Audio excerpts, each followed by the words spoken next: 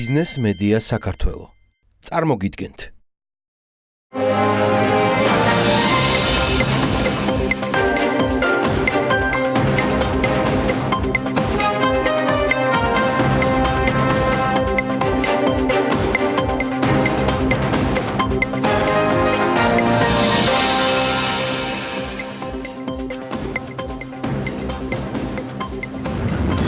აზიური ფაროსანო გამოსაზამთრებლად სახელმწიფო კი მასთან ბრძოლისათვის ემზადება მომავალი წლის ბიუჯეტის პროექტი ამ ღონისძიებებისთვის 14 მილიონ ლარს ითვალისწინებს, რომელიც შეიძლება კიდევ გაიზარდოს.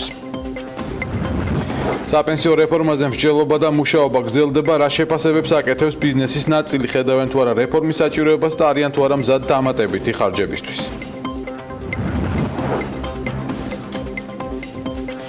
შუადღემშვიდობის საქმის კურსი იწყებს თქვენთვის პირდაპირ ეთერში მუშაობას, გვიყურებთ ტელევიზორს და გვისმენთ ჩვენი პარტნიორი რადიოების თბილისის და ჰერეთის საშუალებით 93-ზე და 5-ზე და 102-სა და 8-ზე. ყველაზე დიდი რისკი იქნება საპენსიო რეფორმა, რომ არ განხორციელდეს. განცხადებას თუ რამდენიმე წუთის წინ ბიზნესმენმა სოსო ფხაკაძემ გააკეთა, მისი თქმით 5 წლის განმავლობაში საპენსიო დანაზოგების მხოლოდ ქართულ აქტივებში განთავსების დათქმაზე მოლაპარაკებები მთავრობასთან გრძელდება. მე მეც აღარ გავაგრძელებ, თელარა გელანტია გვერდება პირდაპირ ეთერში, რომელიც ბიზნეს ასოციაციისა და ბიზნესის შეხვედრას ესწრებოდა. თელარა შუადღემშვიდობის გისმენთ. დიახ, ბექა დაახლოებით 2 საათის განმავლობაში პასუხობდა ბიზნესის კითხვებს ფინანსთა მინისტრის მოადგილე ნიკოლოზ გაგუა, ასევე ეკონომიკის მინისტრის მოადგილე ნინო ჯავახაძე. შეხვედრას ესწრებოდა ეროვნული ბანკის ვიცე-პრეზიდენტი არჩილ მესტვირიშვილი.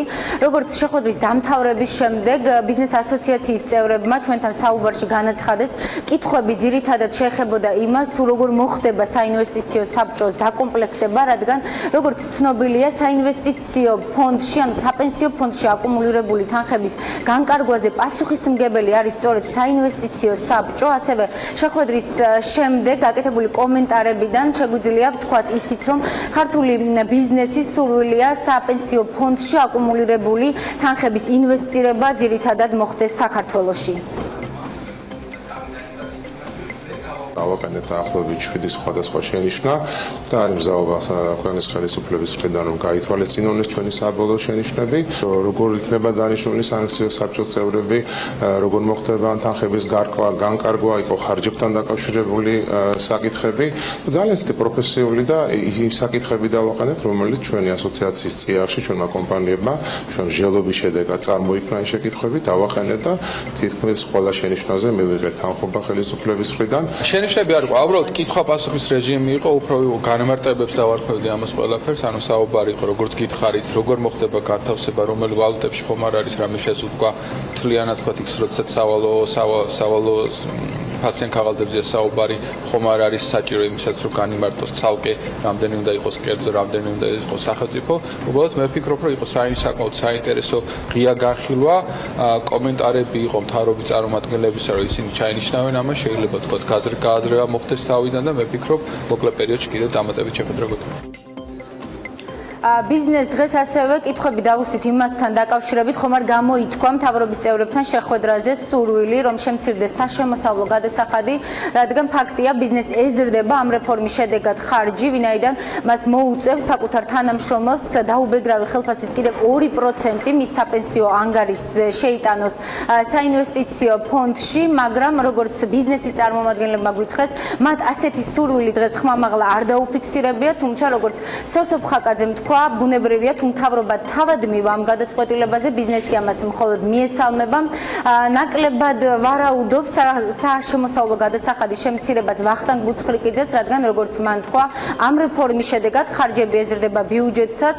მთავრობის ინფორმაციით პირველი სრული წლის განმავლობაში დაახლოებით 200-დან 200 მილიონამდე გადახდა მოუწევს ასევე სახელმწიფო ბიუჯეტს საპენსიო ფონდში.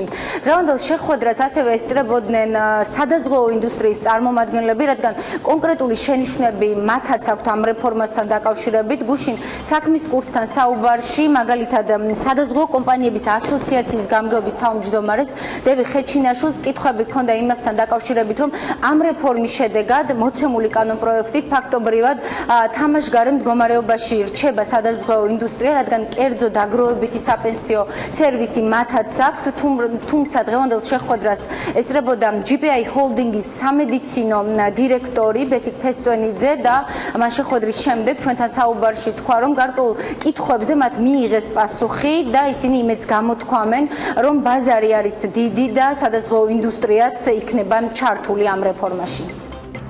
კონკურენცია კი არ იქნება თუ ესე წავიდა რეფორმა როგორც არის დაგეგმილი, პირიქით ურთიერთდახმარება იქნება და ეს ორი რეფორმა ჩვენს დაეხმარება. რას გულისხმობ? თქვენ იცით რომ მხოლოდ 40 წლისევით დაქირავებულებს არის სავალდებულო საპენსიო რეფორმაში ჩართვა, თვით დასაქმებულები რჩება მაგალითად 1 მილიონი ადამიანი, რომელთა მოზიდვა ძალიან მნიშვნელოვანია და მე აღვხედავ კერძო სადაზღვევო კომპანიების როლს ძალიან მნიშვნელოვანს, იმიტომ რომ შეუძლიათ მათ აწარმოო გაყიდვები და ეს ადამიანები მოიცვან, ასევე მაღალ შემოსავლიანები, როგორც იცით, თავისუფლდებიან ვალდებულებიდან საპენსიო ფონდებში გაწევრიანების სახელმწიფოსთან, ესეც კერძო სადაზღვევო კომპანიების ბაზრად დარჩება და ვფიქრობ, ეს რეფორმა ძალიან წაადგება ქვეყანას თუ კერძო სადაზღვევო კომპანიები ჩაერთვებიან. მათ შორის ჩვენ გვექნება შესაძლებლობა სიცოცხლის დაზღვევის კომპონენტით შევავსოთ ეს დანაზოგი და იმ შემთხვევაში თუ ადამიანმა ვერ მიაღწია საპენსიო საქმეს უფრო ადრე გარდაიცვალა, მისმა მემკვიდრეებმა მიიღონ ის თანხა, რასაც ის დააგროვებდა, რომ ეცოცხლა საპენსიო ასაკამ. ბიზნეს ასოციაციის წევრებთან შეხვედრის შემდეგ კომენტარი ჟურნალისტებისთვის გააკეთა ნინო ჯავახაძემაც, ეკონომიკის მინისტრის მოადგილე, ირწმუნება, რომ სადაზღვევო ინდუსტრია ამ რეფორმის შედეგად არ რჩება თამაშგარე მდგომარეობაში და მან გააკეთა გარკვეული განმარტებებით ამ მიმართულებით. ვერ დავეთანხმები, რომ სადაზღვევო სექტორისთვის ბაზარი არ რჩება. ბაზარი რჩება როგორც უფრო მაღალ შემოსავლიან მოსახლეობაში, ისე მოსახლეობაში, რომელიც ამ მეორე სვეტში განახორციელებს კონტრიბუციას. ნებისმიერ ადამიანს, რომელიც მონაწილეობს ამ ჩვენ სისტემაში, შეუძლია პარალელურად მონაწილეობა მიიღოს მესამე სვეტში. ესე იგი, დაქირავებით დასაქმებულები არის დაახლოებით 700,000 ადამიანი, მილიონზე მეტია სულ ესე იგი თვით დასაქმებულები. ანუ ჩვენ ვარაუდობთ, რომ საწყის ეტაპზე დაახლოებით სადღაც 500-600 ადამიანი იქნება სისტემაში ჩართული. დღევანდელი შეხვედრის დამთავრების შემდეგ ბიზნეს დამსაქმებლებს ჩვენ ასევე ვკითხეთ, ხომ არ შეუმცირებენ ისინი საკუთარ თანამშრომლებს გაზრდილი ხარჯის გამო ხელფასებს. ბიზნესი ირწმუნება, რომ ეს ნაკლებად სავარაუდოა, რადგან დიდი წნეხი არ იქნება დამსაქმებლისთვის.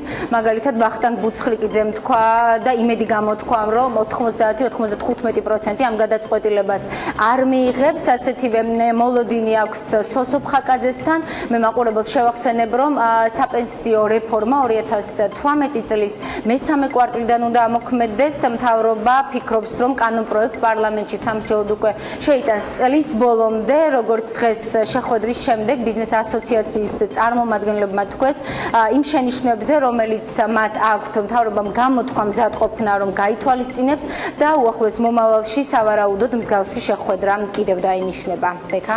მადლობა, თელარ გელანტია საუბრობდა ბიზნეს პოზიციით ამ შემთხვევაში პირდაპირ ეთერში და თემაზე საუბარს უკვე ირინა კვახაძესთან, საქართველოს ბიზნეს ასოციაციის დირექტორის, აღმასრულებელი დირექტორის მოადგილესთან ერთად განვაგრძობთ. შუადღე მშვიდობის გალბატონი ირინა, მადლობა გადაცემაში მონაწილეობისთვის. პირველ რიგში გვჭირდება თუ არა დაგროვებით საპენსიო რეფორმა, ანუ გვჭირდება, შეიძლება ბევრ ხარ ეს სახელმწიფო სჭირდება თუ არა, მოქალაქეებს სჭირდება თუ არა ეს სისტემა. პირველ რიგში მადლობა და შემდეგ ჩავშალოთ. გადაცემაში მოწვევისთვის მივესალმები მაყურებლებს. საქმე რაშია, როგორც ვიცით, ჩვენ საქართველო განვეკუთვნებით იმ ქვეყნებს, რომლებიც დაბერებადია და ძალიან მალე დაგვიდგება პრობლემა, როგორ შევინახოთ ის ადამიანები, რომლებაც მიაღწიეს საპენსიო ასაკს. ეს საკმაოდ დიდი ტვირთი იქნება ბიუჯეტზე, შესაბამისად, სხვადასხვა ქვეყნები, სხვადასხვა ქვეყანა ახორციელებს საპენსიო რეფორმას იმისათვის, რომ ეს ტვირთი შეიმსუბუქოს და მას საშუალება ჰქონდეს, რომ არა მხოლოდ სოციალური ხარჯები გასწიოს, არამედ ინფრასტრუქტურული ხარჯებიც და კაპიტალური დანახარჯებიც აიმისად, რომ ეკონომიკა განავითაროს. და გრძელვადიან პერსპექტივაში თქვა შექმნას ადამიანებისთვის, საპენსიო ასაკს მიღწეულ ადამიანებისთვის ღირსეული, ასე ვთქვათ, სიბერე და გარდა სოციალური პენსიისა მისცეთ მათ ტვიст დაგროვებული თანხა. კი ბატონო. ეს ერთი მიზანი თქვა ამ საპენსიო დაგროვებით საპენსიო რეფორმისა. შენიშვნები, რომელიც ბიზნეს ასოციაციის ფარგლებში მზადდებოდა, გარკვეული შენიშვნები თქვა, უფრო შეკითხვები, რომელიც გაისმა შეხვედრაზე მოვისმინეთ, მაგრამ რა არის დეტალები, რომელსაც ფიქრობთ, რომ მუშაობა არის მეტი საჭირო ჩართულობით, რა თქმა უნდა, ყველა მხარეს. პრინციპში სამუშაო პროცესი დაწყებულია და ჯერ არ სრულდება. ჩვენ მომდევნო კვირას კიდევ ერთხელ შევხვდებით ეკონომიკის სამინისტროს და სამუშაო ჯგუფის წარმომადგენლებს და კიდევ ერთხელ გაუზიარებთ მათ უკვე სამუშაო პროცესში ჩვენს შეთავაზებებს და შეხედულებებს, ეს ერთი და საერთოდ ძალიან კარგია, რომ პროცესი მიმდინარეობს მაქსიმალური ჩართულობით და ეს იმედი მაქვს, რომ შედეგად მოგცემს კარგ რეფორმას, კარგ კანონს, რომლითაც დაზღვეული იქნება ყველა ძირითადი რისკი, რაც ასეთ კანონპროექტებს ახასიათებს. რა შეთავაზებები გაქვთ და რა რისკებს ხედავთ? ერთ-ერთი შეთავაზება, უბრალოდ კითხვები, ძირითადი კითხვები მიმართული იყო თვითონ ამ საპენსიო სისტემის გამჭვირვალობაზე, საინვესტიციო გადაწყვეტილებების გამჭვირვალობაზე, საინვესტიციო საბჭოს შერჩევის კრიტერიუმებზე, როგორ შეირჩევა, როგორ იქნება უზრუნველყოფილი ის, რომ საინვესტიციო საბჭო, რომელიც ამხელად ახას განკარგავს და რეალურად ადამიანების მომავალს გარკვეულწილად წყვეტს, როგორ იქნება ის დამოუკიდებელი ხელისუფლებისგან და რა მექანიზმებით. ეს ერთი დღეს კანონი რაც არის საინვესტიციო საბჭო ანგარიშვალდებულია სამართო ყოველ საბჭოსთან, თუმცა მხოლოდ ის განკარგავს, ასე ვთქვათ, იმ ფინანსებს, რომელიც იქნება მოქცეული საპენსიო ფონდში.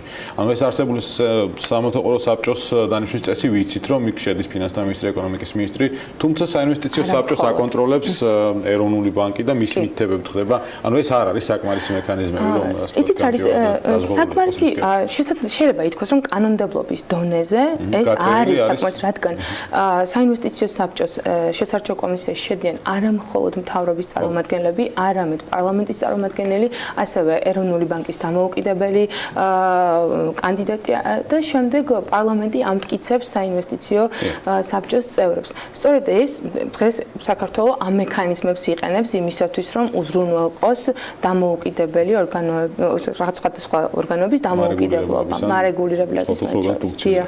კი ბატონო, 2%, რომელზეც იყო მსჯელობა, დასაქმებული სახელმწიფო ბიზნესისთვის არის თუ არა წნეხი. ჩვენ ბიზნეს ნაწილის პოზიცია რომ მოიხსნით ეს არ არის წნეხი და ბიზნეს შეუძლია რომ ეს 2% გაიღოს და გადაიხადოს.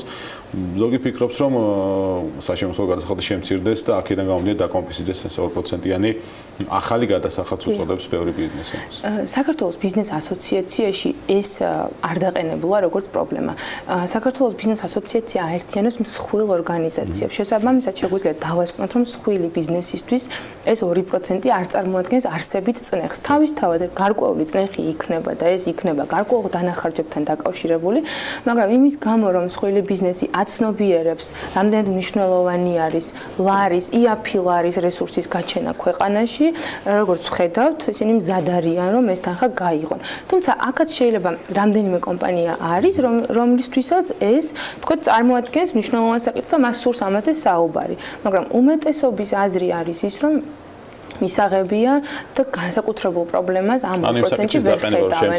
არც საშემოსავლო გადასახადების შემცირებაზე არ ყოფილა საუბარი. კიდევ ერთხელ ვთქვი, საქართველოში კერძო სექტორის აზრით საგადასახადო გარემო და საგადასახადო განაკვეთები არის საკმაოდ დაბალი, რაც იმაზე მიუთითებს, რომ მათ არ აქვთ რაღაც განსაკუთრებული პრობლემები მცირე ზრდაზე. თუმცა თუ კი შემოთავაზება იქნება, რომ შემცირდეს ხო, თუ სახელმწიფოს მხრიდან იქნება ბიზნესი, რა თქმა უნდა, ამ შეთავაზებას მიიღებს. ხო, რა თქმა უნდა, ნებისმიერი გინდა თავისთავად ცხადია. ხო, თუმცა ზოგადად მცირე და საშუალო ბიზნესი მათთვის არ იქნება ეს 2% ვერტი თუ მათაც უღირთ რომ აიღონ ეს გადასახადი თავზე, იმიტომ რომ თუ გზელვადიანი ფული შეიქმნება, რომელიც მცირე და საშუალო ბიზნესის ჩატრიალდება ისევ იქ. კი.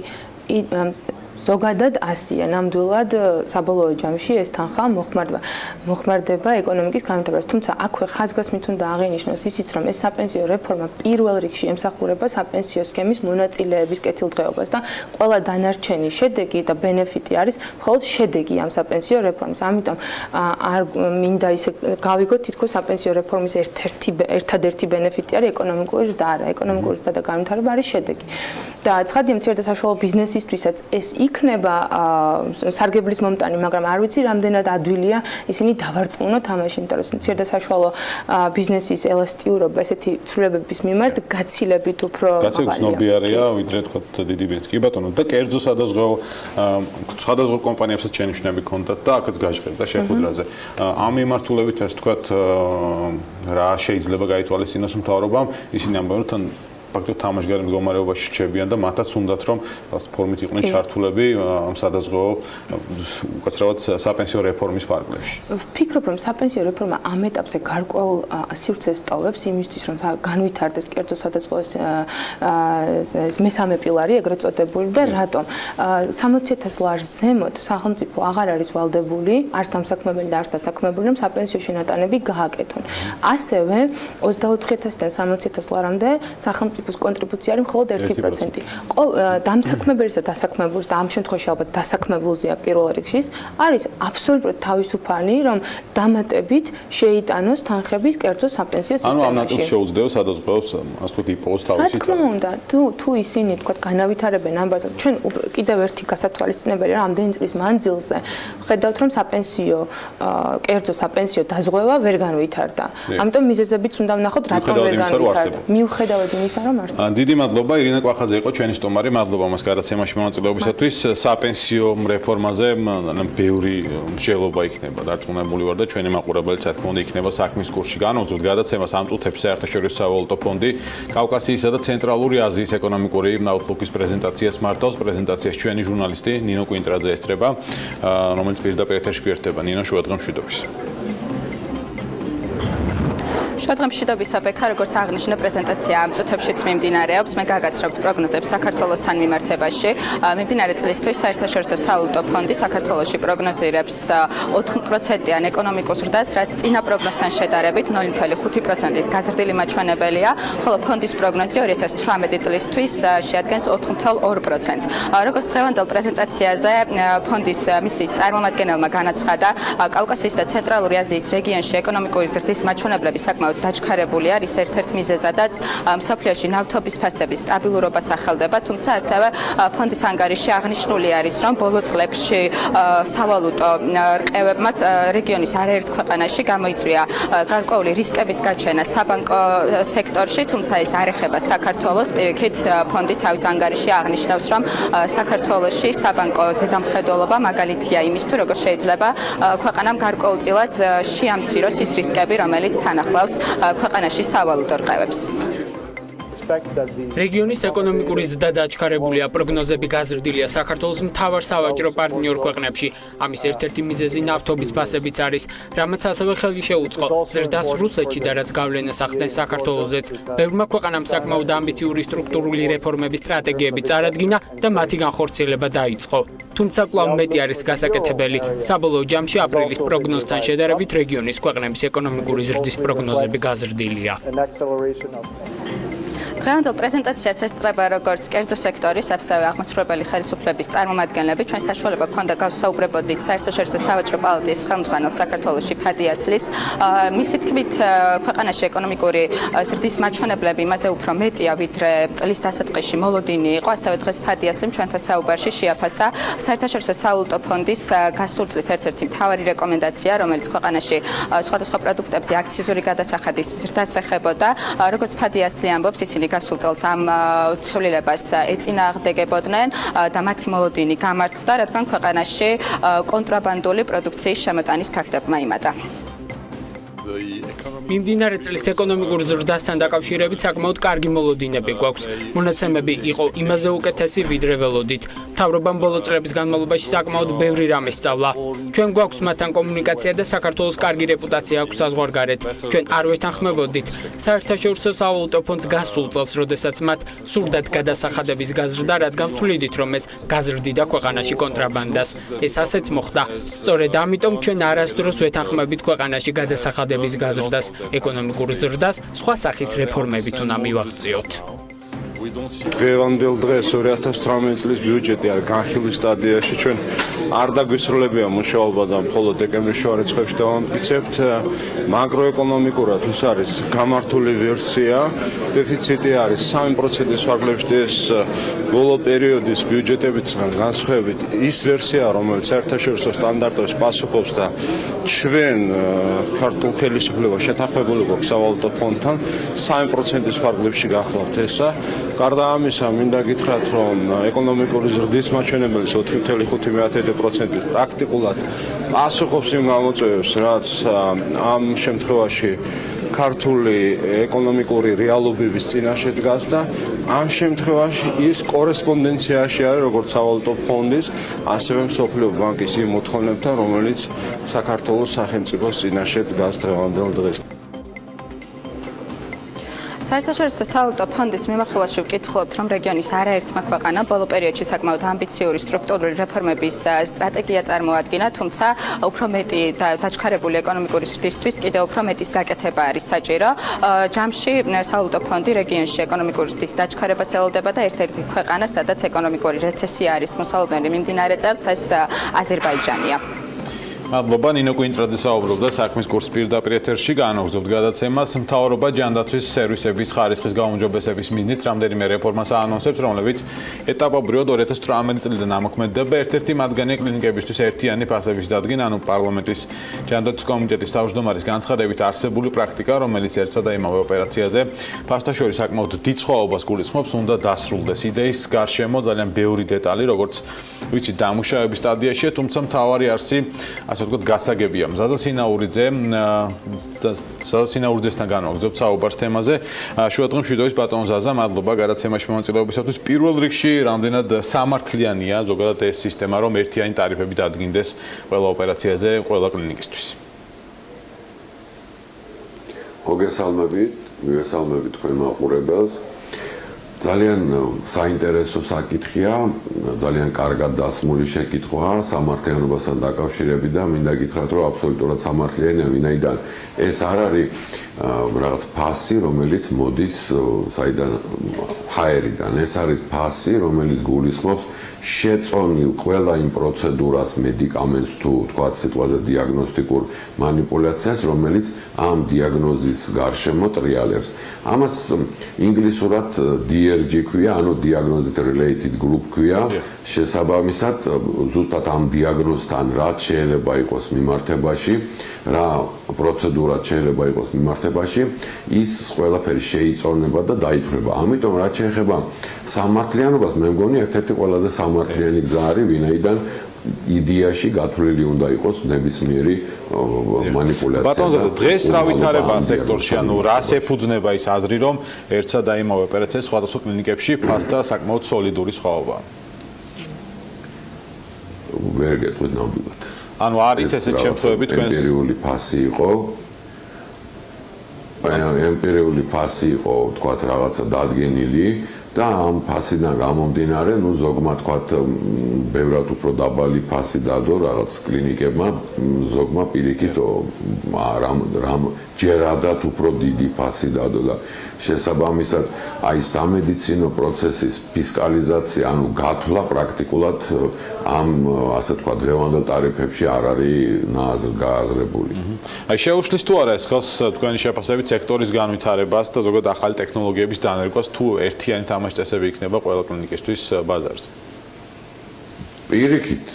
პირიქით ჩემის აზრით, პირიქით, იმიტომ რომ ეს ძალიან მნიშვნელოვანია, თქვათ, ხშირ შემთხვევაში რაღაცა кейსი, რაღაცა შემთხვევა გაცილებით უფრო დიდ დანახარჯს ითხოვს, ვიდრე თქვათ იგივე საყოველთაო ჯანდაცვის მოდის, ასე თქვათ, ანაზღაურება. შესაბამისად, თუ ეს დაჯგუფდა და ეს кейსები გამოყოფილი იქნა ცალკე ჯგუფად, ამ შემთხვევაში ამ შემთხვევაში ხშირად უფრო მეტი შემოსავალი, უფრო სწორად გასწორებული იქნება ყველა ის ხარჯები, რომლის გადაფარვაც უხდება კლინიკას სხვა პაციენტების ხარჯზე. შესაბამისად, უფრო მეტი საშუალება დარჩება იმისთვის, რომ აღჭურვილობაზე, იგივე ახალ ტექნოლოგიებზე და რაც თავარია, ასე თქვათ, პროფესიულ ზდაზე სამედიცინო პერსონალის უფრო მეტს იზრუნებენ. დიახ. ბატონო ზაზა, მე მახსოვს თქვენი განცხადება, ახლაც გადავამოწმე, რომ თქვენ 2014 წელი იყო თუ არ ვცდები, რომ ინვესტორების კერძო ინტერესებს ეწირება სამედიცინო მომსახურების ხარისხი, ეს განცხადება გააკეთეთ თქვენ. ამ შემთხვევაში თქვათ სახელმწიფოს ჩარევა და ინვესტორებისთვის გარკვეული თამაშწესების დადგენა შეუწყობს თუ არა ხელს სამედიცინო ხარისხის გაუმჯობესებას, რაზეც არის ორიენტირებული რეფორმები, რომელიც 2018 წლიდან უნდა დაიწყოს. რა თქმა უნდა, ზუსტად 3 წლის წინ თუ 4 წლის წინ მაგაზე საუბრობდით ჩვენ, რომ ძალიან მნიშვნელოვანია, რომ რაღაცა თანხის უკან იდგეს სამედიცინო პროცესის აღწერილობა. შესაბამისად, რა თქმა უნდა, ამ შემთხვევაში ეს თანხა მოხმარდება ხარისხიან მომსახურებას პაციენტების. შესაბამისად, რა თქმა უნდა, თვითონ მედიცინის, ასე თქვა, დონეც აიწევს, ხარისხიც აიწევს და, ინვესტორებსაც, რა თქმა უნდა, ექნებათ სარგებელი. ოღონდ ეს არ იქნება ვიღაცის ხარჯზე, იგივე სამედიცინო პერსონალის ხარჯზე, ან მედიკამენტის ხარჯზე, ან რაც თავარია პაციენტის ხარჯზე. რაც შეეხება სამედიცინო პერსონალს, ამასთან დაკავშირებითაც აკრძალვაზე არ არის საუბარი, მაგრამ ბატონ მაკაკიზოიძემ თქვა, რომ რამდენიმე დაწესებულებაში უწევს ექიმის მუშაობა, იმის გამო, რომ არ აქვს შესაბამისი ანაზღაურება, რაც ზრდის, ასე ვთქვათ, შეცდომის ალბათობას. არის თუ არა ეს პრობლემა რეალურად დღეს სისტემაში? იცით, ისევ გამომდინარე ხარისხიდან ძალიან მნიშვნელოვანია ეს ეგრეთ წოდებული გუნდური მიდგომა. შესაბამისად, ნებისმიერ მენეჯერს, რომელიც მართავს ავადმყოფოს, გუნდი უნდა ჰქონდეს ჩამოყალიბებული. იმიტომ რომ ასე ვთქვათ, მარტო ერთი ექიმი დღეს იმდენად სწრაფად ვითარდება მედიცინა, მარტო ერთი ექიმი ვერ მოერევა ყველა ვთქვათ თანხლებ ნოზოლოგიას და შესაბამისად ეს გუნდური მიდგომა დღეს მსოფლიოში პრიორიტეტად არის. ძალიან რთულია, როდესაც შენი გუნდის წევრი იმ მომენტში, როცა გჭირდება, არ არის. ამიტომ მე მიმაჩნია, რომ ალბათ უფრო უპრიანი იქნება საუბარი, თქვათ, იგივე სამუშაოს აღწერილობის ზუსტად ზედმიტევის ზუსტად შესრულებაზე, თქვათ 9-დან 6-მდე, რომ ეს ადამიანი მუშაობს, მაგრამ 6 საათის შემდეგ ის ადამიანი, თქვათ, ის ექიმი საწავა, ეს უკვე, ასე ვთქვათ, მისი პირადი საქმეა. მაგრამ რა თქმა უნდა, თუ ექიმი არ ღვევს აი სამუშაო აღწერილობას და ადრე გარბის სამსახურიდან ან ასე ვთქვათ, რა თქმა უნდა, ამ შემთხვევაში ეს ყოველდღიურად მიუღებელია, მაგრამ ეს უფრო დასარეგულირებია მენეჯერების და არა მე მგონი სახელმწიფოს. დიახ, ანუ არის ასეთი ფაქტები რეალურად. ეს ხომ თქოთ ადამიანი, რომელიც ორგან მუშაობს და სამგან მუშაობს, ეს იმიტომ აკეთებს სავარაუდოდ ამას ექიმიც, რომ მას სჭირდება მეტი შემოსავალი. ანუ შემოსავლები როგორ უნდა გაიზარდოს, რომ ის არ წავიდეს მეორე მესამე სამსახურში. ეს ასე ვთქვათ, ყველა ადამიანს თავისი მოთხოვნები აქვს და აქედან გამომდინარე მე ვერ გეტყვით, ახლა ვინ რამდენ ასე ვთქვათ, რა ფარგლებში დარჩება ერთ სამავადმყოფოში, მაგრამ კიდევ ერთხელ ვიძახი, მე ძალიან ხშირად მიმუშავია საზღვარგარეთ და აბსოლუტურად ცხადია იქაც, რომ ვთქვათ, შენ სამუშაო აღწერილობას თუ ასრულებ, არავინ არ ეკითხება მე ვთქვათ, ექიმს ის საღამო სად მიდის და ვთქვათ, დამატებით შემოსავალ საიდან შეუძლებს და შესაბამისად, თუ ეს დალაგებული იქნება მენეჯერის დონეზე, მე მგონი პრობლემა აღარ იქნება. დიდი მადლობა ზაზა სინაურიძე საუბრობდა საქმის კურსის პირდაპირ ეთერში. მადლობა მას გადაცემაში მონაწილეობისათვის. ვემშვიდობებით და განვაგრძობთ ეთერს. ლიბოს საჩივრის საფუძველზე საქართველოს კონკურენციის სააგენტომ ბათუმის მუნიციპალიტეტის მერიის თემაზე მოკვლევა დაიწყო. საჩივარი ბათუმში გარის სარეკლამო საქმიანობასთან დაკავშირებულ საკითხებს შეეხებოდა. ელენე ჩომახიძე გვერდება პირდაპირ ეთერში, რომელმაც კონკურენციის სააგენტოს ხელმძღვანელი სულ რამდენიმე წუთის წინ ჩაწერა, თუმცა ეს არაა ერთადერთი საკითხი, რაზეც საქმის კურსმა სააგენტოს ხელმძღვანელს პასუხები მოისმინა. ელენე შუადღემშვიდობის. ბექა, ნოდარ ხადურთან, როგორც ჩვენ უკვე აღნიშნეთ, ჩვენ რამდენიმე თემაზე ვისაუბრეთ. მათ შორის იყო ერთ-ერთი მნიშვნელოვანი და აქტუალური საკითხი, ეს იყო შეპესე ლიბოს საჩივარი, რომელიც ბათუმის მერიის საქმიანობას შეეხებოდა, როგორც კონკურენციის სააგენტოს ხელმძღვანელმა საქმის კურს განუცხადა, ამ საკითხთან დაკავშირებით მისმა უწყებამ უკვე მიმართა ბათუმის მერიას, თუმცა მუნიციპალური უწყებიდან პასუხი ჯერჯერობით კიდევ არ მიუღიათ. არის საკითხები, რომლებიც ჩვენ მივმართეთ ბათუმის მერიას იმისათვის, რათა დავუშვათ შედარებით უფრო ღია მუშაობის პრინციპები დაამკვიდროს. მოგეხსენებათ, ახლა არჩევნები დასრულდა და ალბათ ჩვენ გავაგრძელებთ მუშაობას ბათუმის ახლად არჩეულ მერთან და საკრებულოსთან. კონკურენციის სააგენტო თამბაქოს ბაზარს ხელახლა იკვლევს. შეგახსენებთ, რომ სააგენტოს შარშანდელი კვლევით, რომელიც 4 თვეს ეხებოდა, ბაზარზე არაკონკურენტული მდგომარეობა არ ფიქსირდებოდა. საქალაქო სასამართლომ კი განსხვავებული განაჩენი გამოიტანა. კერძოდ, თამბაქოს მწარმოებელი ორი საერთაშორისო ბრენდი 90 და 100 მილიონი ლარით დააჯარიმა. მოგვიანობით ეს გადაწყვეტილება სააპელაციო სასამართლომ გააბათილა. ვნახოთ ნოდარ ხადურის კომენტარი ამ თემაზე. იცით, რომ ჩვენ გარკვეული შუალედური დასკვნა ჰქონდა გაკეთებული, მაგრამ იმის გამო, რომ ის არ ასახავდა სრულად განვლილ პერიოდს, მივიღე გადაწყვეტილება, რომ გაგვეგრძელება ინაკვლევები, ამ წუთასაც ჩვენ ვაგრძელებთ კვლევას, ინფორმაციას ვღებულობთ შესაბამის სამსახურებისაგან და ასევე მეწარმე სუბიექტებისაგან და ჩვენ ვფიქრობთ, რომ ალბათ წლის ბოლოსათვის დავასრულებთ ანალიზს და მომავალ წლის დასაწყისში უკვე სრულად წარმოვადგენთ ინფორმაციას იმის შესახებ, თუ რა ხდება თამბაქოს ბაზარზე. გარდაჩემიერ ზემოთხსენებული საჩივრებისა ნოდარ ხადურის განმარტებით საქართველოს კონკურენციის სააგენტო კიდევ ბევრ საჩივარზე მუშაობს და კონკრეტული გარემოს დარღვევის შესახებ არაერთ სარჩელს განიხილავს. სააგენტოს ხელმძღვანელის თქმით, პირველადი მოკვლევის შემდეგ სააგენტო წყვეტს კონკრეტულ საქმეზე კვლევის გაგრძელება მათ კომპეტენციაში შედის, თუ ცდება მათი მუშაობის სფეროს. ჩვენი სამსახური ძალიან აქტიურად მუშაობს. ჩვენთან არის რამდენიმე მიმართულება, მათ შორის ეს არის მეწარმე სუბიექტების მხრიდან, ასე ვთქვათ, საჩივრებით მომართვა, ეს შეეხება სახელმწიფო შესყიდვების თემას, ეს შეეხება ერთმანეთში, ასე ვთქვათ, კონკურენტული გარემოს შესახებ ინფორმაციას, რომ საკმაოდ აქტიურად მუშაობს კონკურენციის სააგენტო. ბევრი საქმეა, მე ზუსტი ციფრია, ამ წუთასაც დღეს დაემატა ორი ახალი საქმე, ორი ახალი განცხადება შემოვიდა, რომელიც ერთ-ერთ სახელმწიფო დაწესებულებაში კონკურენტული გარემოს დარღვევის შესაძლო ფაქტებს ეხება. ჩვენ რა თქმა უნდა დავიწყებთ ამის შესწავლას და შემდეგ მივიღებთ გადაწყვეტილებას გავაგრძელოთ თუ არა, ანუ იქნება თუ არა ეს ჩვენი სფერო. ალბათ ყველას გვახსოვს, რომ კონკურენციის დარგის სპეციალისტებისა და სხვადასხვა კერძო სექტორის წარმომადგენლების მხრიდან კონკურენციის სააგენტოს უფლებამოსილების საკითხი არაერთხელ გამხდარა კრიტიკისა და მსჯელობის საგანი. ჯერ კიდევ გასულ წელს ჩვენი ეთერის მეშვეობით კონკურენციის სამართლისა და მომხმარებლის დაცვის ცენტრის ხელმძღვანელი სოლომონ მენაბდიშვილი საუბრობდა იმაზე, რომ სააგენტოს მუშაობაში კვლავ ხარვეზები არის ერთ-ერთ მიზეზადაც მენაბდიშვილი არსებულ კანონმდებლობას ასახელებდა. ასევე მისი განმარტებით კონკურენციის სააგენტო არ იჩენს ინტერესს რომ უფლებამოსილება გაიფართოვოს და უფრო ძლიერ ორგანოდ ჩამოყალიბდეს. რაც შეეხება ნოდარ ხადურის შეფასებას, მისი თქმით უწყება უფლებამოსილების გაფართოვების საკითხზე ევროკავშირის ექსპერტებთან დღესაც აქტიურად აგრძელებს მუშაობას. ბევრი მიმართულებაა, რომელზეც ჩვენ შეიძლება გავიზიაროთ ის გამოცდილება, რომელიც ევროკავშირშია, ან სხვა ქვეყნებში, სადაც ამ მიმართულებით უფრო წინ არიან წასულები.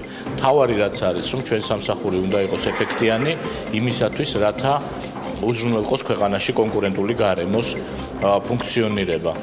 ჩვენ მუშაობთ ევროკავშირის ექსპერტებთან ერთად, მათ აქვთ თავისი მოსაზრებები, ჩვენ რა თქმა უნდა გვაქვს ჩვენი მოსაზრებები, შევჯერდებით, შემდეგ გვექნება ამ საკითხების განხილვა საქართველოს პარლამენტთან ერთად, პარლამენტშიც არის რამდენიმე მოსაზრება, რომ მათ შორის გაიზარდოს ჩვენი ფუნქციები, ასე რომ დაველოდეთ. იცით როგორ არის, მე მინდა გითხრათ, რომ ჩვენ ახლა ვართ დაახლოებით 40 თანამშრომელი სულ ტექნიკურ პერსონალთან ერთად და ჩვენი ექსპერტები, სულ 40 ადამიანი, ამ წუთებში რა ფუნქცია მოვალეობებიც გვაქვს, ჩვენ ვასრულებთ მათ, მაგრამ თუ რა თქმა უნდა დაგვემატება მოვალეობები, ეს აუცილებლად გამოიწვევს კადრების დამატებასაც. ჩვენ კონკურენციის სააგენტოს ხელმძღვანელს ევროპის რეკონსტრუქციისა და განვითარების ბანკთან თანამშრომლობისა და დაგეგმილი ერთობლივი პროექტების შესახებაც ვკითხეთ. ნოდარ ხადურმა გითხრა, რომ მიმდინარე თვეში ბანკთან ერთად მასშტაბური ღონისძიების ჩატარებაა დაგეგმილი, რომელიც საქართველოში კონკურენციის პოლიტიკის ჩამოყალიბებისა და პრაქტიკული რეალიზაციის 25 წლის იუბილეს მიეძღვნება. დაახლოებით 2 კვირაში ჩვენ თბილისში ვატარებთ პირველ საერთაშორისო კონფერენციას კონკურენციის პოლიტიკის თემებზე. ეს არის მართლა ძალიან წარმომადგენლობითი კონფერენცია. ჩამოდიან ჩვენი კოლეგები, მეგობრები, როგორც ყოფილი პოსტსაელჩოური სივრციდან, ასევე აღმოსავლეთ ევროპის ქვეყნებიდან. ეს არის ძალიან წარმომადგენლობითი კონფერენცია, რომელიც იმუშავებს 2 დღის განმავლობაში. ჩვენ გავუზიარებთ ერთმანეთს ჩვენს გამოცდილებას, იმედი გვაქვს, რომ მივიღებთ ძალიან ბევრი ინფორმაციას და რა ძალიან საინტერესოა ამ კონფერენციაში, გარდა იმისა, რომ ეს წარმომადგენლობა, ასევე ქართველი მეცნიერები, თეორეტიკოსები მიიღებენ მონაწილეობას და ჩვენ შევეცდებით, რომ გარკვეული სინთეზი მოვახდინოთ ევროპული ცოდნისა და იმ გამოცდილებისა, რომელიც საქართველოში არის. EBRD-ის მიერ დაფინანსებულ პროგრამას საქართველოს კონკურენციის სააგენტოს შესაძლებლობების განვითარების მხარდაჭერა და ადვოკატირება ამერიკული კომპანია IOS Partners-ი ახორციელებს. ბექა. მადლობა, მელენე ჩომახიძე საუბრობდა საქმის კურსის პირდაპირ ეთერში. ჩვენ რეკლამაზე უნდა გავიდეთ, რეკლამის შემდეგ დაგიბრუნდებით TV პირველზე, ასევე რადიოების თბილისის და ჰერეთის საშუალებით შეგიძლიათ ჩვენი მოსმენა დროებით.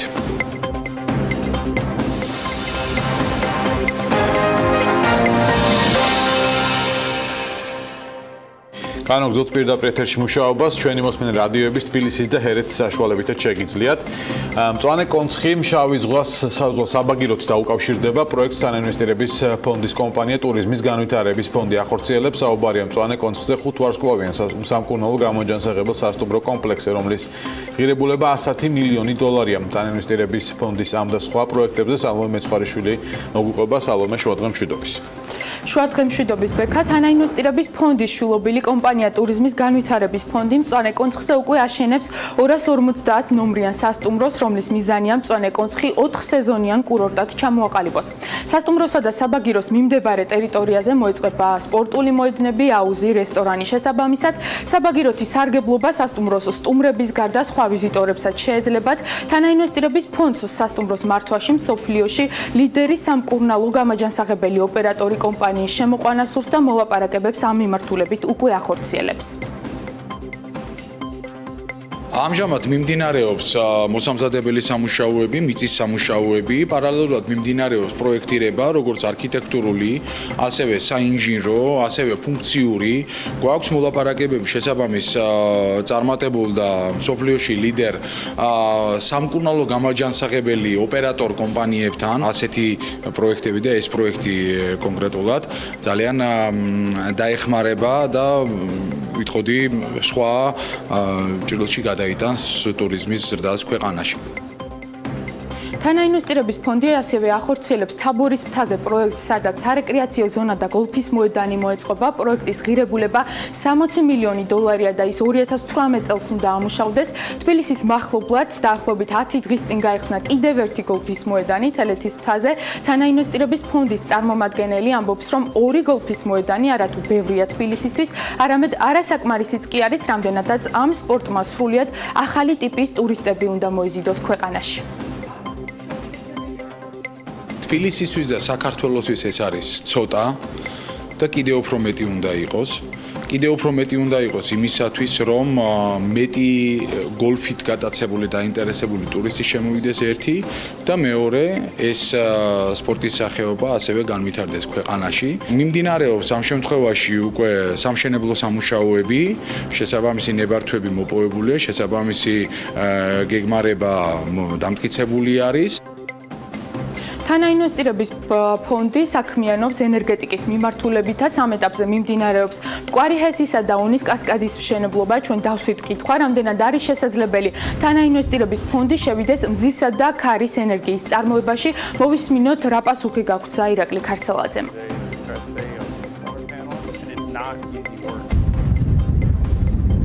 სხვადასხვა პროექტებს ვიხილავ ჩვენ როგორც ენერგეტიკაში, ასევე დანარჩენ სხვა მიმართულებებში, იგივე სოფლის მეურნეობაში. ნამდვილად ვერაფერს ვერ გამოვრიცხავ, მაგრამ ამ მომენტისათვის მიმდინარე მსგავსი ალტერნატიული ენერგიების თვალსაზრისითაც ან მზის და ქარის ენერგიაზე ასეთი პროექტი ამ მომენტისათვის ჩვენთან არ არის. რაც შეეხება კიდევ ერთ პროექტს, რომელიც დაანონსებული აქვს თანაინვესტირების ფონდს, საუბარია განმუხურში სასტუმროს მშენებლობაზე. როგორც ჩანს, სამშენებლო სამუშაოები ჯერ არ დაწყებულა. 5 ვარსკვლავიანი სასტუმროს პროექტში 60 მილიონი დოლარის ინვესტიციის ჩადებაა დაგეგმილი. ვითვალისწინებთ იმ გამორჩეულ კლიმატურ პირობებს, ვითვალისწინებთ მდებარეობას და სხვა უპირატესობებს და ამაზე დაყნობით ვითარდება ეს კონცეფცია და შესაბამისად სამუშაოების, როგორც კი ჩვენ გვექნება საკმარისი საშუალება გულისხმობ დიზაინის და პროექტირების თვალსაზრისით, იმიტომ რომ აქ არქიტექტურულ პროექტზეა საუბარი, საინჟინრო პროექტზეა საუბარი, ფასადების პროექტზეა საუბარი. მთლიანობაში თანაინვესტირების ფონდს და მის შვილობილ ტურიზმის განვითარების ფონდს 17 პროექტი აქვს დაგეგმილი, რომელთა საერთო საინვესტიციო ღირებულება 2 მილიარდ დოლარამდეა. ფონდში აცხადებენ, რომ მხოლოდ 8 პროექტი მომდევნო 3 წლის განმავლობაში 20,000 ადამიანს დაასაქმებს. სულ რამდენიმე საათის წინ თანაინვესტირების ფონდმა და Silk Road ჯგუფმა ასევე დააანონსეს ბათუმში Trump Tower-ის ადგილზე Silk Tower-ის მშენებლობა, რომლის დაწყებაც 2019 წელს იგეგმება. მადლობა, სალომე მეცხოველიშვილი საუბრობდა პირდაპირ ეთერში. აზიური ფაროსანა გამოსაზამთრებლად სახელმწიფო კი მასთან 2018 წელს ბრძოლისათვის ემზადება მომავალი წლის ბიუჯეტის პროექტი. ამ ღონისძიებებისთვის 14 მილიონ ლარს ითვალისწინებს. ამის პარალელურად სოფლის მეურნეობის სამინისტრო ცდილობს წერის გასანადგურებლად ეფექტურ და აპრობირებულ მეთოდებს მიმართოს, რაში დაიხარჯება უკვე განსაზღვრული თანხები და რა გეგმები აქვს მთავრობას ფაროსანას წინააღმდეგ. ამის შესახებ ჩვენი ჟურნალისტი დავით ჯალაღონია მისაუბრებს. დავით, გისმენთ. მოგესალმებით, როგორც სოფლის მეურნეობის მინისტრის მოადგილე განმარტავს, 14 მილიონი ლარი არ არის ის საბოლოო ბიუჯეტი, რაც ფაროსანას საწინააღმდეგო ღონისძიებებს მოხმარდება. გელა ხანიშვილის ინფორმაციით, დონორებთან მუშაობა გრძელდება, მათ შორის დამატებითი დაფინანსების მისაღებად. შეგახსენებთ, რომ მიმდინარე წელს მთავრობამ 17,5 მილიონი ლარი დახარჯა, ამერიკის შეერთებული შტატების მთავრობა კი 5,5 მილიონით დაგვეხმარა. 50,000 ჰექტარით ისება პაკეტი. შემცირება 2018 წელს იგეგმება აზიური ფაროსანის წინააღმდეგ ბრძოლის ღონისძიებები უფრო მასშტაბურად ვიდრე 2017 წელს მოხდა, თუმცა ციფრები, რაზეც ჩვენ ახლა ვსაუბრობთ, ეს ციფრები არ არის საბოლოო. ბიუჯეტზე მუშაობა მიმდინარეობს, ეს არის ამ ვერსიაში დაემატა საქონლის და მომსახურებაში 10 მილიონი ლარი დაახლოებით, რომელიც მოხმარდება ასევე იმ საჭიროებებს, რაც მონიტორინგს და კვლევას სჭირდება, ეს არის ძირითადად ფერომონების და სხვადასხვა ხალხიმიკატების, მეცნიერების და ზოგადად იმ ადამიანების დაფინანსების თანხა, რომელიც ამ მიმართულებით იმუშავებს. ჯერჯერობით არ არის დათვლილი, რა ზარალი მიაყენა მავნებელმა სასოფლო-სამეურნეო კულტურებს. გელა ხანიშვილის განმარტებით, ხილის პლანტაციების განადგურებაში ყველაზე დიდი წვლილი სხვადასხვა სახის დაავადებებს მიუძღვის. სამწუხაროდ ზარალი ბუნებრივია მივიღეთ, მაგრამ არა იმ მასშტაბით, როგორ მასშტაბითაც ზოგიერთ შემთხვევაში სურთ წარმოაჩინონ. ჩვენ ვიცით, რომ თხილში აზიური ფაროსანის გარდა ძირითადი ზიანი, 90% ზიანის მოგვაყენა მოულელობამ, სიდამპლემ, სოკოვანმა დაავადებებმა და ის 10%, რომელიც აზიური ფაროსანმა მოგვაყენა დათვლადია და დღეს თუ ჩვენ დაახლოებით 70-80 მილიონი დოლარის ექსპორტი გვაქვს შემცირებული თხილში და შესაბამისად ევროკავშირში ეს არის სწორედ იმ კლიმატური პირობების და მოულელობის შედეგი და არა ერთად აზიური ფაროსანის შედეგი. ემოციურად არის, რა თქმა უნდა, ძალიან ბევრი პრობლემა, მაგრამ სტატისტიკური და დადასტურებული მონაცემები გვექნება და ბუნებრივია საზოგადოებას ამასაც ვაცნობთ. იმისთვის, რომ ფერმერი გაზაფხულს მომზადებული შეხვდეს, სურსათის ეროვნული სააგენტო საინფორმაციო კამპანიას აგრძელებს იმის შესახებ, თუ რა ღონისძიებებია გასატარებელი უკვე მიმდინარე პერიოდში. როგორც მინისტრის მოადგილე აცხადებს, ყველა რაიონში სერვის ცენტრებია განთავსებული, სადაც დაინტერესებული პირები ნებისმიერ შეკითხვაზე მიიღებენ პასუხს, უწყება ფერმერებს აქტიურობისკენ მოუწოდებს. ჩვენ 210,000 ოჯახს დაურიგეთ პაკეტი, რომელი პაკეტშიც იყო სწორედ ის ბუკლეტი, რომელზედაც თქვენ სამკითხავს, თუ შემოდგომიდან მომავალი წელი, რომელ თვეს რა ღონისძიებები უნდა გაატაროს. ეს ამბი ამ შემთხვევაში ნაკვეთების გასუფთავება ნარჩენებისაგან, ფუნგიციდების დამუშავება, იმ დრენაჟის გაკეთება, რომელიც აუცილებელია, ეს ართხოვულობს დიდ მატერიალურ დანახარჯებს, ეს არის თითოეული ფერმერის მიერ მის მიერ გასაწევი სამუშაო და ამასთანავე კალენდარია მიცემული თუ მოვლაში რა სამუშაოებია გასაკეთებელი. ფაროსანას გასანადგურებლად მისი ბიოლოგიური მტრის შემოყვანის საკითხიც განიხილება. ამის შესახებ ინფორმაცია მედიამ ჯერ კიდევ გასულ კვირას გაავრცელა. ჩვენ კი აგრარულ საკითხთა კომიტეტის თავმჯდომარეს ოთარ დანელიას ვკითხეთ, რა იცის ამის შესახებ. მე ვფიქრობ, რომ ჯერ ამას საუბარი არის ძალიან ნაადრევი, იმიტომ რომ ჩვენ ვიცით, რომ ერთადერთი ბიოლოგიური მტერი, რომელიც მას ბუნებრივად ყავს, ეს არის იაპონური კრაზანა, რომლის შემოყვანაც ეკოსისტემას ან დააზიანებს, ან რაღაცა ცვლილებას მოუტანს. ამიტომ ჩვენ ამ სეთ რისკებს ნამდვილად ვერ ავიღებთ. ჩვენს ქვეყანაში მით უმეტეს მეფუტკრეობა საქართველოში ერთ-ერთი ყველაზე მნიშვნელოვანი დარგია და ეს საფრთხე შეუქმნის ამას სავარაუდოდ, თუმცა მე მეცნიერი არა ვარ და ბუნებრივი ამაზე დასკვნას დღეს ვერ წარმოგიდგენთ. საერთო ჯამში ვფიქრობ, რომ ეს თანხები უნდა მოხმარდეს მასივების დამუშავებას, იმიტომ რომ გამოზამთრების შემდეგ იწყება როგორც კი დათბება ფაროსანის გამოსვლა უკვე ველზე და მაქსიმალურად უნდა მოვახერხოთ ამის პრევენცია, რომ ადგილზე მოხდეს ლიკვიდაცია. დაგეგმილია განხორციელებული ღონისძიებების არაეფექტურობაზე უკვე რამდენიმე თვეა აგრარულ საკითხთა კომიტეტის ოპოზიციური პარტიების წევრები მიუთითებენ, ლაშა დამენია დაზარალებული მოსახლეობისთვის ხარჯების ანაზღაურებას მოითხოვს. მეგობარია, როცა ეს პრობლემა ერთ-ერთი ყველაზე მთავარი პრობლემა დადგა სამწუხაროდ დღეს დასავლეთ საქართველოში და ალბათ სრულად საქართველოსთვის გახდება მომავალ გაზაფხულიდან ეს პრობლემა. ხელისუფლებამ ამისთვის 14 მილიონი გამოყო და ალბათ საგრანტო ორგანიზაციებისთვისაც ეს გაურკვეველ საკითხად დარჩება, როცა შენივე პრობლემისთვის ფაქტიურად თანხებს არ ყოფ თუნდაც ეფექტური ოდნავ მაინც პრობლემის მოსაგვარებლად, ამ შემთხვევაში საგრანტო ორგანიზაციები როგორ გაიღებენ ამ თანხებს. ამერიკაშიც მოგეხსენებათ ეს ფაროსანა საკმაოდ აზიანებს მოსავალს და იქ უკვე დიდი ხნის განმავლობაში მიმდინარეობს ჯელობა ამაზე, რომ ეს ბიოლოგიური მტერი, რომელმაც შეიძლება თან ფაროსანა გაანადგუროს, მაგრამ ჯერ კიდევ არავინ არ იცის ეს ბიოლოგიური მტერი სხვა ხეხილზე თუ პროდუქტებზე როგორ იმოქმედებს.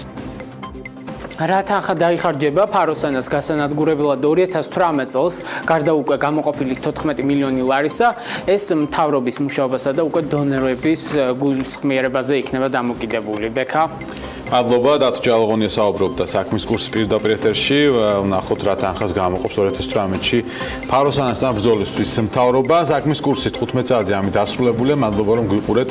TV პირველზე გვისვინეთ ჩვენი პარტნიორი რადიოების საშუალებით თბილისის და ჰერეთის.